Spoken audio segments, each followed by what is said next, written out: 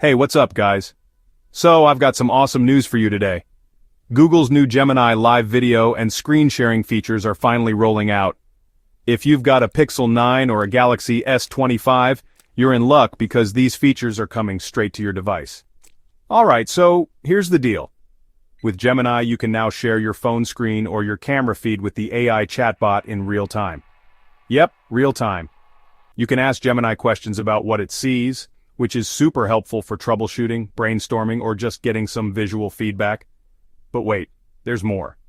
Even if you don't have a Pixel 9 or a Galaxy S25, you can still access these features through the Gemini Android app. Just make sure you're an advanced user and have a Google One AI premium plan. That's $20 a month, but totally worth it if you're into cutting-edge tech. This feature was first previewed at the Mobile World Congress last month, and now it's finally here. Google officially announced the rollout on April 7, 2025. So, if you're ready to take your tech game to the next level, make sure to check out Gemini's new live video and screen sharing features. Alright guys, that's it for today.